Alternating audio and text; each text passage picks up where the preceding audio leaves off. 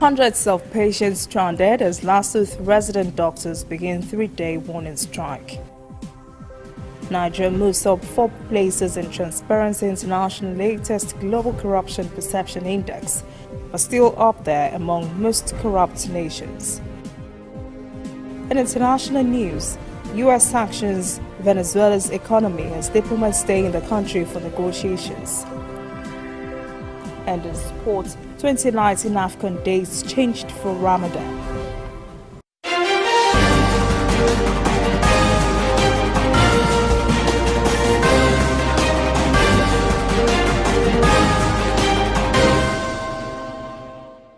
This is ANN News.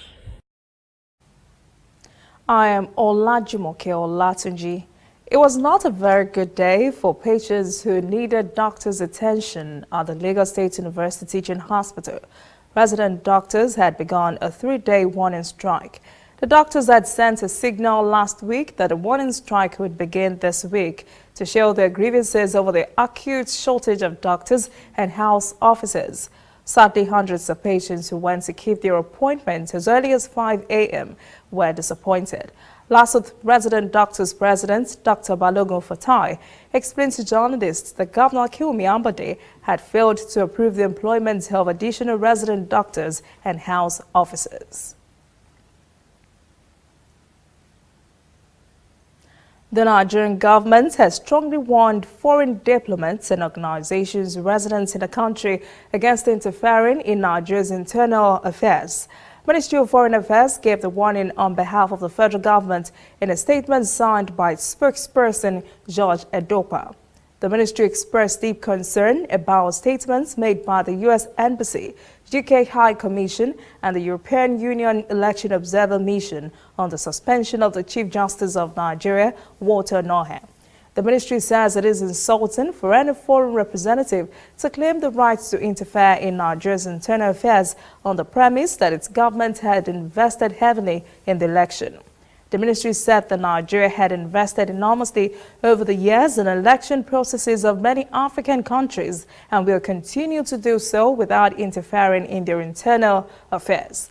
Meanwhile, the federal government says no amount of mass actions by the opposition would change the course of justice. The Minister of Information, Lawan Mohammed, spoke at the World Press Conference on the suspension. He said the federal government is happy that more Nigerians support of the suspension than those opposed to it. The Forum of Presidential Candidates and Political Parties for Good Governance has thrown its weight behind President Muhammadu Buhari for suspending the Chief Justice of Nigeria, Walter Onoha. The forum describes the move as timely and proper. At a news conference, Mohammed Shitu, chairman of the forum and also presidential candidate of the Advanced People's Democratic Alliance, expressed sadness and shock at the reactions of some legal practitioners. He said those reactions were not based on the law, but emotions, sentiments, and political affiliations. Mohammed says so much is required from the judiciary and urged Nigerian judges to live above board and be incorruptible. Some Lagos lawyers have expressed mixed reactions to a resolution by the Nigerian Bar Association supporting lawyers to boycott courts for 2 days over the suspension of Chief Justice Walter Onoha. Thus, lawyers say such resolution would not be effective because NBA President Paul Usoro has an unresolved issues which could make any protest led by him appear as a tool to pursue personal vendetta. Other lawyers say the court boycott would send a signal to the federal government on the need to follow due process. Still in Lagos, the House of Assembly has summoned Governor Akinwumi Ambode to appear before it within 1 week over the 2019 budget. Reports say the budget has caused disagreement between the two arms of government. The Assembly accused the governor of not presenting the budget and spending it even though he had not been passed by the State Assembly. Speaker Modachiru Obasa says it is important to give the governor a fair hearing in the matter. Nigeria's moved up 4 places from 148th to 144th in Transparency International's latest corruption perception index worldwide, but still scored 27 out of 100. Nigeria is tied with Kenya, Comoros, Guatemala and Mauritania. Botswana still remains Africa's most transparent country, with a ranking of 34, followed by Namibia, Mauritius and Senegal.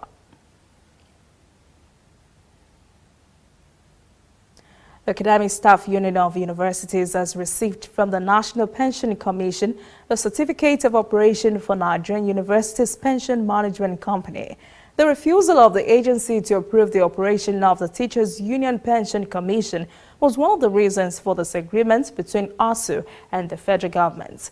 ASU President Biodu Ogunyemi appreciated the union's solidarity and pledged to achieve more reform. Femi Otedola, a prosecution witness in the trial of a former member of the House of Representatives, Farouk Lawan, has confessed that the $500,000 offered to him was from the Department of State Services. Otedola disclosed this before Justice Angela Otaluka of the Federal Capital Territory High Court.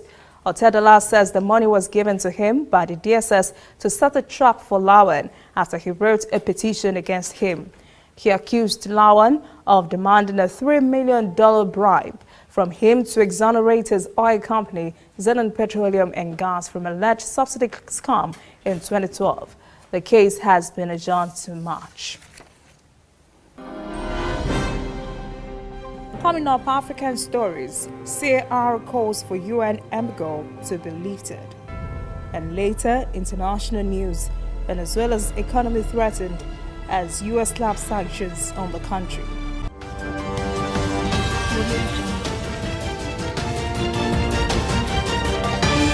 You are watching ANN. If you know fit go internet or follow for Twitter, you know fit snap photo send or get it photo send. Now because you dey use Palasa, your phone no dey answer. See me see wahala. My brother, go get smartphone, yeah. Drop that Palasa phone. Phone wey no go for your hand, drop that Palasa phone. Phone wey no fit take selfie, drop that Palasa phone. No be correct phone, drop that Palasa phone. Upgrade to a smartphone today and get double data for 6 months on any MTN data bundle you buy. Simply purchase a smartphone from any store, anywhere in Nigeria, or bring your current smartphone from any network. Insert your MTN SIM card to start enjoying your double data bonus. Offer is open to all new and existing MTN subscribers. Join the largest smartphone movement today. Make it known for your hand, that's Palasa phone. We are on the road every day, canvassing throughout Africa for news you really need. We follow this story everywhere, from every corner of Nigeria to the wide African expanse. We bring you what's making headlines. We connect you with news you can use.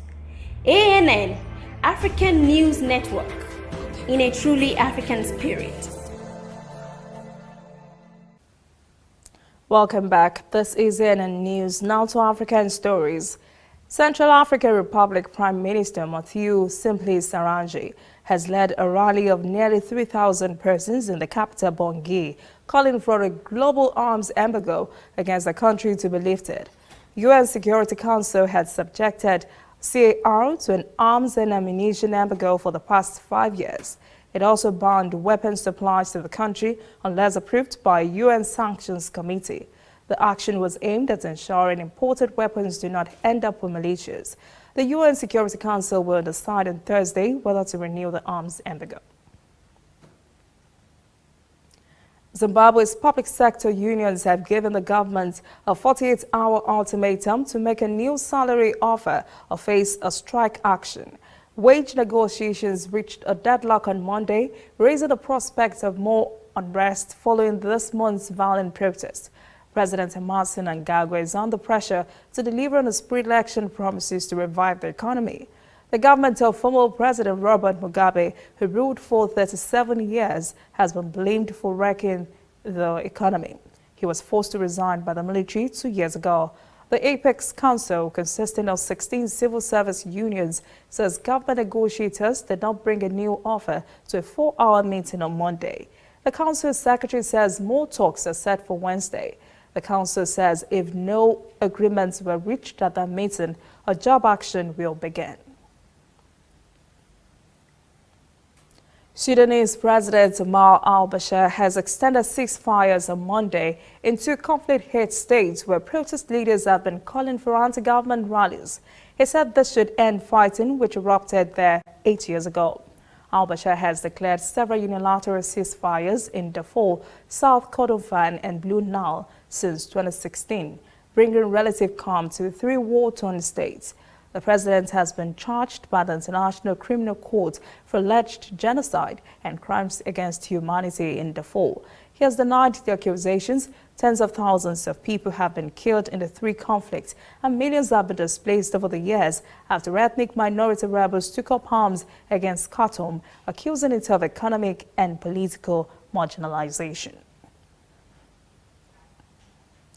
A suspected car bomb has exploded in Somalia's capital, Mogadishu.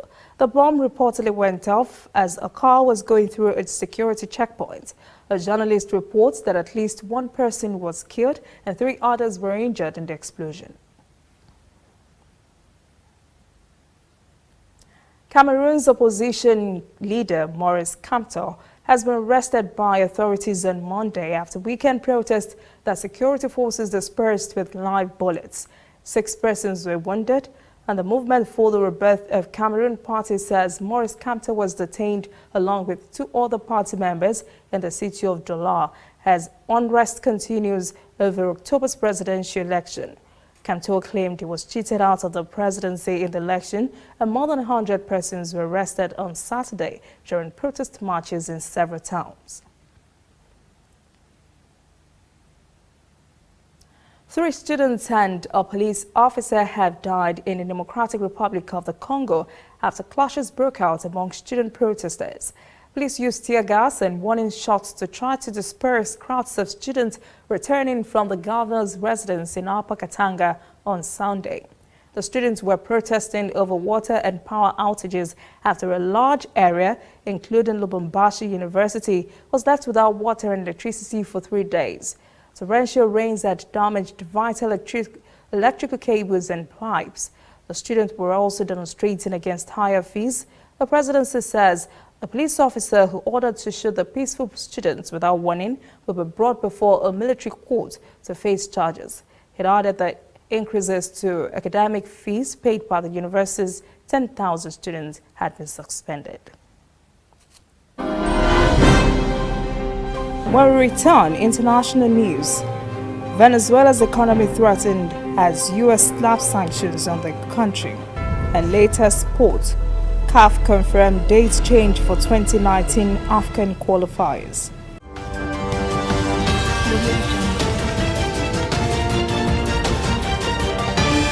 You are watching ANN.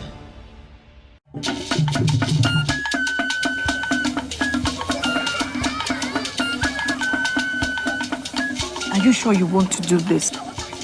Adam, go and bring us your husband. Okay, Hello, baby. we're in this together, okay?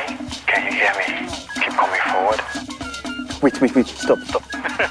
You okay, lean to your right.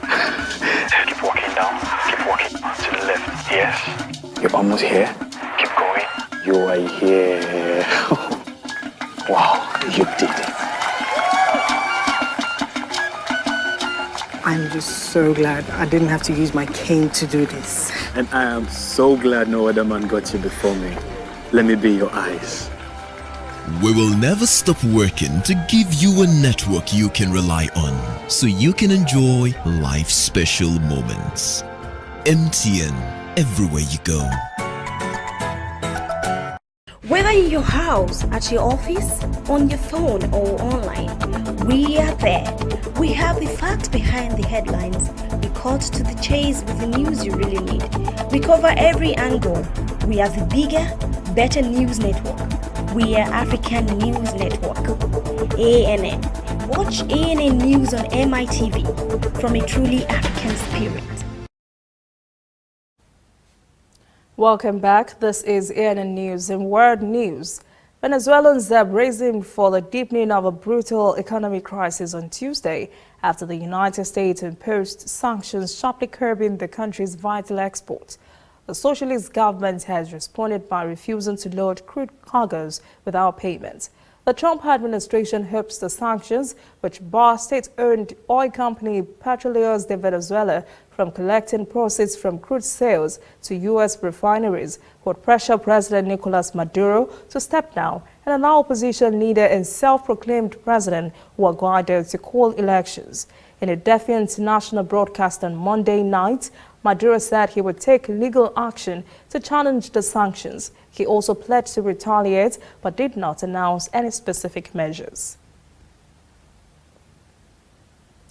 Brazilian officials are reporting that the death toll has risen to 65 in a dam collapse at an iron mine in the southeastern state of Minas Gerais. The dam burst on Friday and released into the region a muddy sea of mining debris. More than 300 persons are still missing, and the extent of damage is still being calculated, especially in the mining town of Brumadinho, which was nearly buried in the debris. Protesters gathered on Sunday in Casablanca, about 15 kilometers from Brumadinho, waving signs critical of Vale Mining Company. Greenpeace Brazil says Vale's corporate greed and the omission and inefficiency of the presidency of the Brazilian government for previous incidents in 2015 and for the latest in Brumadinho. Heavy rains have hampered search and rescue efforts, and rescuers are racing against time to reach survivors who may still be buried by the muddy debris and clinging to life. Weeks after the UK Parliament resoundingly rejects Prime Minister Theresa May's Brexit plan, British lawmakers are using a series of votes to try to break a stalemate over the terms of the UK's divorce from the European Union.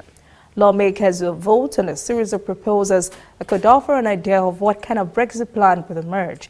Conservative MPs have been told to back a proposal for an alternative to the Irish backstop as an insurance policy against the return of a physical border. MPs have been tabling on proposed changes to the government plans to try to influence the direction of Brexit since the Prime Minister lost the vote on her original deal last month. Today's vote will take place in about 3 hours from now. Washington's main negotiator was quoted as saying on Monday, the United States and the Taliban have drafted the framework of a deal which could pave the way for peace talks with Kabul. But major hurdles still remain, including a ceasefire and withdrawal of foreign forces. A month-long diplomatic push has been taking place to convince the Taliban to negotiate with the Afghan government. But the terrorists have steadfastly refused, dismissing authorities as puppets. After 6 straight days of talks last week in Qatar, both sides say they now have the draft of a framework that has to be fleshed out before it becomes an agreement. Experts have applauded the development as a milestone. They say it indicates willingness on both sides to find a way out of the conflict. Acting U.S. Defense Secretary Patrick Shanahan described the talks as encouraging, while the Taliban spokesperson Zaihullah Mujahid says without a withdrawal timetable, progress in other issues isn't possible. United Nations investigator leading the inquiry into the killing of Jamal Khashoggi said on Tuesday, Saudi Arabia had not yet approved a request for her to enter the kingdom's consulate in Istanbul and meet Saudi authorities. UN Special Rapporteur on Executions, Agnes Kalamard, who is on a week-long mission to Turkey, briefly visited the Istanbul neighborhood where the Saudi consulate is located but did not enter the premises. Khashoggi, a Washington Post columnist who lived in the United States, was killed in early October at the Saudi consulate in Istanbul. He had gone there to collect documents for his planned wedding. Kalamard said she had requested access to the premises from the Saudi government and to meet Saudi authorities both in Turkey and in the kingdom. Up next, sports. 2019 African dates changed for Ramadan. Stay with us.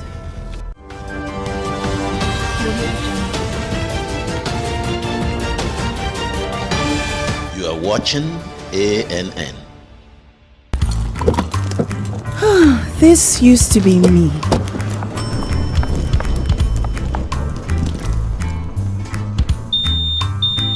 But that was before I got the perfect bag. It's handy and easy to use. All I need in one compact space, just like my MTN Extra Value plan. I used to get one plan for my calls and then try to remember which data plan worked for me. Roaming was a totally different ballgame. Not anymore. I've got the MTN Extra Value all-in-one plan. If you're a data buff like me, you get extra data with some talk time. And if you like to make calls, you get extra talk time with some data. And when I'm abroad, I automatically browse, chat, and call right on the same plan. MTN Extra Value was made just for me. More of data or calls, whichever one you prefer. MTN Extra Value is made just for you.